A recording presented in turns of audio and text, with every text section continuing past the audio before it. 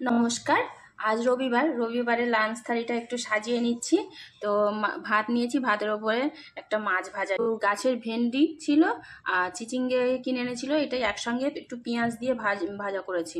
ভেন্ডিটা অল্প ছিল তো সেই জন্য একটু চিচিঙ্গে দিয়েছি, দিয়ে মাছের মাথা দিয়ে আর গাছের পুঁই শাক দিয়ে, আমার শাশুড়ি দিয়ে গেল পুঁই শাকটা, তো আমি একটু কেটে কুটে একটু কুমড়ো দিয়ে আলু দিয়ে চচ্চড়ি করেছি। একটু পেঁয়াজ রসুন কাঁচা লঙ্কা সব একসঙ্গে, আদা রসুন সব একসঙ্গে পেস্ট করে একটা মাছের ঝাল করেছি। লেজা মাছটা না আমার মেয়ে খেতে খুব পছন্দ করে। একটু একদম কষা কষা করে একটু চিকেন করলাম। আজকে ওয়েদারটা অনেকটাই ভালো, সেই জন্য আর মানে টক দই নিলাম না, এটা ঘরে পেতেছিলাম কালকে মিষ্টি দই, তো খুব ভালো হয়নি, তো সেটাই নিয়ে নিচ্ছি। আর ও তো রসগোল্লা এনেছিল, সকালবেলা সবাই খাওয়া হলো, অনেকটাই এনেছিল, তো সেটাই নিয়ে নিলাম। এই হলো আজকের লাঞ্চ থালি ভালো লাগলে অবশ্যই লাইক শেয়ার কমেন্ট করবেন আর সঙ্গে থাকবেন পাশে।